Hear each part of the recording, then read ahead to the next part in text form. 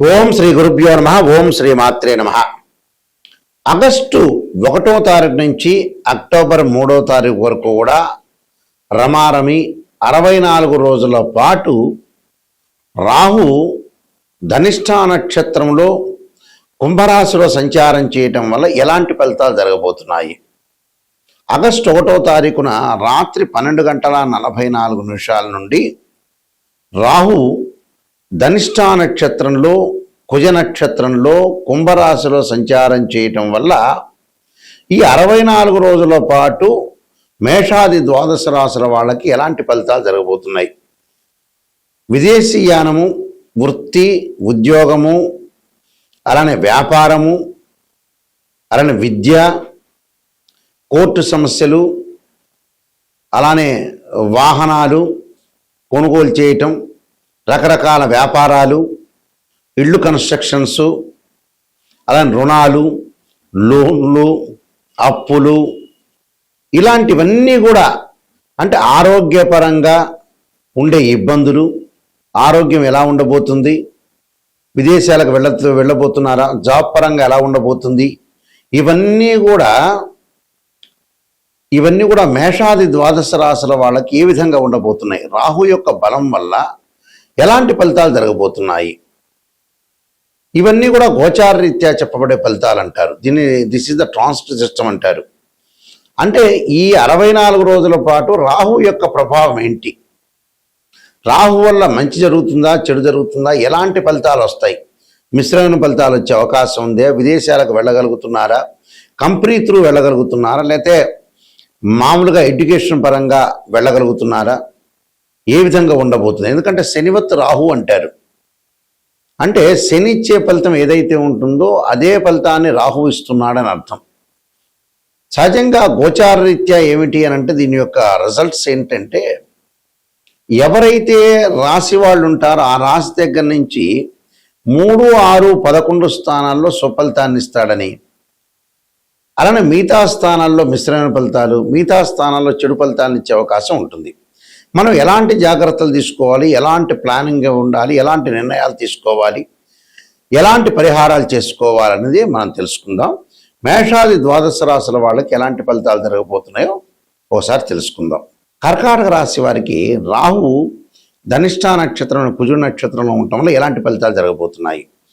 కర్కాటక రాశి వారికి ముఖ్యంగా వచ్చేటప్పటికల్లా వాళ్ళు వృత్తి ఉద్యోగాల వ్యాపారాల యందు కొంత ప్రతిబంధకాలు, ఆరోగ్యపరంగా కొంత ఇబ్బందులు లేకుండా చూసుకోవాలి. ఆరోగ్యపరంగా కూడా ఇబ్బందులు కలిగే అవకాశాలు ఉంటాయి. విదేశాలకు వెళ్ళడం కొన్ని వాయిదాలు పడే అవకాశాలు ఎక్కువ ఉంటాయి. దగ్గరికి వచ్చినట్టు వచ్చి విదేశాలు వాయిదాలు పడే అవకాశాలు ఉంటాయి. జాయింట్ దారుల వల్ల, నమ్మిన వాళ్ళ వల్ల కూడా కొంత దగా పడే అవకాశాలు, అధికారులు భయము, ఆందోళన కలిగే అవకాశాలు, ధనం ఖర్చు అయ్యే అవకాశం, ధనం ఖర్చు కాకుండా జాగ్రత్త చూసుకోండి. అలాగే జంతువుల వల్ల కూడా ఆందోళన, తరచూ ప్రయాణాలు, ఆ ప్రయాణాల వల్ల కూడా మనశ్శాంతి లేకపోవడం, ఆందోళన కలిగే అవకాశాలు ఎక్కువ ఉంటుంది.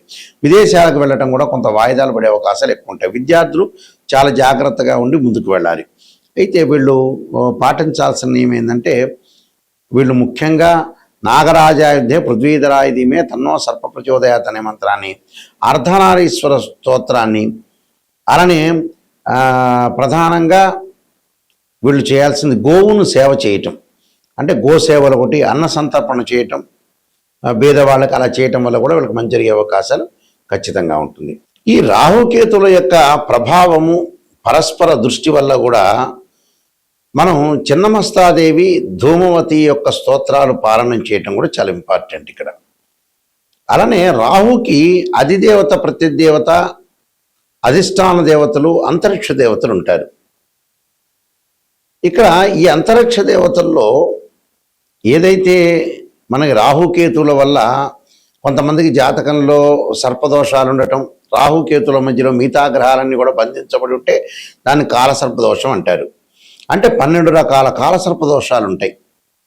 అలానే పంచమంలో రాహు ఉన్నా, పంచమంలో కేతు ఉన్నా కూడా మనకి సర్పదోషం ఏర్పడుతుంది. కానీ సర్పదోషం వేరు, కాలసర్పదోషం వేరు. దాని మీదే నేను ఇండియాలో మొట్టమొదటగా పుస్తకం రాసింది.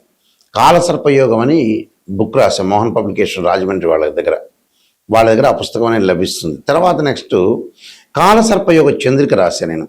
రాహుకేతులు, ఛాయాగ్రహాలు, ఇలాంటి పుస్తకాలు రాజమండ్రిలో కోటగుమంలో మోహన్ పబ్లికేషన్ వారి దగ్గర దొరుకుతాయి, మా దగ్గర కూడా లభ్యమవుతాయి. అయితే ఈ కాలసర్ప దోషాల్లో 12 రకాల కాలసర్ప దోషాలు ఉంటాయి. 12 రకాలకి రెమెడీస్ అనేవి కూడా ఉంటాయి, భయపడాల్సిన పని లేదు. అయితే జాతకంలో అసలు సర్పదోషం ఉందా లేదా, కాలసర్పదోషం ఉందా లేదా అనేది నిజంగా తెలుసుకోవాలి. ఈ మధ్యకాలంలో ఏ ప్రాబ్లం వచ్చినా కూడా కాలసర్పదోషం మీద పడేస్తున్నారు. కాలసర్పదోషం కూడా గజకేశ్వర యోగము, చంద్రమానంగళ యోగాలు, రవిబుధాదిత్య యోగాలు, లక్ష్మీ యోగాలు ఉంటే కూడా కాలసర్ప యోగం అనేది తగ్గుతుంది అని అర్థం, తగ్గిపోతుంది అని అర్థం. కొన్ని గ్రహాలు రాహుతో కంజంక్షన్ అయ్యి రాహు కంటే ముందుంటే కూడా ఆ కాలసర్ప యోగ దోషం అనేది విఫలమవుతుంది అని అర్థం. అంటే ఇవన్నీ కూడా తెలుసుకోవాలి. ఉంది అని అనుకుంటే ఎంబటే ఉంది అనేది కాదు, అక్కడ ఉందా లేకపోతే ఏదైనా ఎగ్జంప్షన్ అయిందా అనేది కూడా చూసుకోవాలి. ఇక్కడ రాహు వచ్చేటప్పటికల్లా సర్పదేవతను సుబ్రహ్మణ్య స్వామిని ఆరాధన చేయాలి. అంటే ఎలాంటి మంత్రాలు అంటే తత్పురుషాయుధే మహాసేనాయుధీమే తన్నో షణ్ముఖ ప్రచోదయాత్ అనే మంత్రాన్ని చక్కగా, అలానే నాగరాజాయుధే పృథ్వీధరాయుధీమే తన్నో సర్ప ప్రచోదయాత్ అనే మంత్రాన్ని చక్కగా చదువుకోవటం, అలానే శనివారం కానీ ఆదివారం కానీ 2 జంట సర్పాలను దానం చేయటం, అలానే ఓం నమో అస్తు సర్పేభ్య ఏకే చ పృథ్వీమనో ఏ అంతరిక్షే ద్వితీయేభ్య సర్పేభ్యో నమః అనే మంత్రాన్ని కూడా, అంటే అంతరిక్షంలో ఉండే సర్పాలకి భూమి మీద ఉండే సర్పాలకి నమస్కారం చేస్తున్నానని దాని అర్థం. అలాగా ఈ వేదోక్త మంత్రం కూడా చక్కగా వచ్చిన వాళ్ళు చదువుకోవచ్చు, తప్పులేదు. అలా లేక సర్పగాయత్రి మంత్రాలు, అలానే రాహుకి శ్లోకాలు కొన్ని ఉంటాయి. అర్ధకాయం అంటే అర్ధకాయం శ్లోకం ఒకటి ఉంటుంది, అందరికీ కూడా ప్రతి పంచాంగంలో ప్రతి చోట కూడా ఉంటుంది. ఆ శ్లోకాన్ని కూడా మీరు చదువుకోవచ్చు, తప్పులేదు. అలానే ఇక్కడ ప్రతిదీ కూడా మనం మంత్రం ఉచ్చారణతో పాటు చక్కగా నవగ్రహాల యొక్క ప్రదర్శన చేయాలి. ఈ మంత్రం కూడా అంటే అర్ధకాయ మహావీర్యం చంద్రాదిత్య విమర్ధనం సింహకాగర్భ సంభూతం తం రాహుం ప్రణమామ్యం అనే మంత్రాన్ని కూడా చక్కగా చదువుకొని ముందుకెళ్ళిపోవచ్చు. అలానే ఈ చిన్నమస్తాదేవి దోమవతి స్తోత్రాలు కూడా మనం పారాయణం చేసుకోవచ్చు చక్కగా. రాహు అధిష్టాన దేవతైన దుర్గా అమ్మవారిని కూడా కాత్యాయనాయుధే కన్యాకుమార్దీమే తన్నో దుర్గి ప్రచోదయాత్ అనే మంత్రాన్ని కూడా చక్కగా చదువుకోవడం మంచిది. ఎప్పుడైనా సరే ఒక ఆస్ట్రాలజర్ని అప్రోచ్ అయినప్పుడు నిజాన్ని తెలుసుకోవడం చాలా ఇంపార్టెంట్. ఇక్కడ చాలామంది కూడా ఏం చేస్తున్నారంటే ఏదో నిజాన్ని తెలుసుకోకుండా మన జాతకాన్ని అప్రోచ్ అయినప్పుడు ఏదో రకంగా ఒక పాజిటివ్గా చెప్పండి అనే వ్యక్తులు కూడా చాలామంది ఉంటారు. ఎక్కువ మంది ఈ ప్రపంచంలో జనాభాలు ఎక్కువగా పాజిటివ్ని ఆలోచన చేస్తారు. ఆ పాజిటివ్ ఆలోచన చేయటం వల్ల ఫెయిల్ అయిపోయారు. పాజిటివ్ ఎంతవరకు ఆలోచన చేయాలో దానికి కూడా ఒక లిమిట్ ఒకటి ఉంటుంది. ఎప్పుడైనా సరే ఒక నెగిటివ్ను మనం పాజిటివ్ చేసుకోవటం ఎలాగా, నిజం తెలుసుకోవటం ఎలాగా. నిజం అనేది నిప్పు లాంటిది, సత్య దూరం అంటారు. అంటే మనం ఎప్పుడు కూడా సత్యానికి దూరంగా ఉండకూడదు, నిజాన్ని తెలుసుకోవాలి. అసత్య ధోరణిలో ఉంటే మనం మోసం చేసుకున్న వ్యక్తులం అవుతాం. అందువల్లే మనిషి ఫెయిల్ కావటానికి ఎక్కడో తెలిస్తే ఎక్కడో కారణం కాదు. భగవంతుడు గ్రహాల కంటే ముందు ఫెయిల్ కావటానికి మనిషి ఏంటంటే అతను ఇన్ టైంలో వర్క్ చేయడు, నిజాన్ని తెలుసుకోలేడు.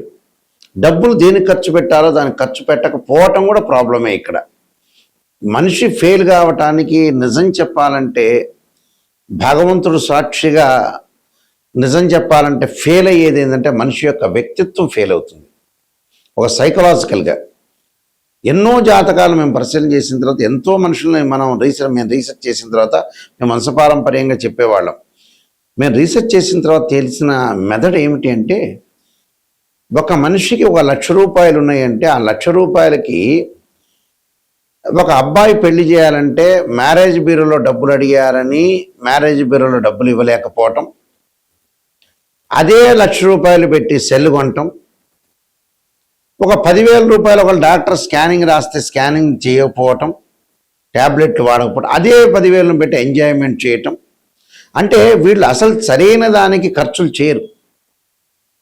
ఎందుకంటే ఇప్పుడు అబ్బాయి పెళ్లి కావాలి, అమ్మాయి పెళ్లి కావాలి, చాలా ఇంపార్టెంట్. ఇక్కడ సంబంధ బాంధవ్యం ఇంపార్టెంట్. ఏది మనకి డబ్బులతోటి మన దగ్గర ఉన్న 10,000 దేనికి ఖర్చు పెట్టాలని తెలిసిన వాడే సూపర్ స్టార్. అంటే మన వాళ్ళు లేట్ చేస్తుంటారు, పెళ్ళిళ్ళప్పుడు లేట్ చేయటమే. 40 ఏళ్ళప్పుడు కూడా కొడుకు పెళ్లి చేయాలంటే ఆలోచన చేసే తల్లిదండ్రులు ఉన్నారు. 35 ఏళ్ళకు కూడా అమ్మాయి పెళ్లి చేయాలంటే డబ్బులు ఎందుకు ఖర్చు అవుతాయని ఆలోచన చేసే వ్యక్తులు ఉన్నారు.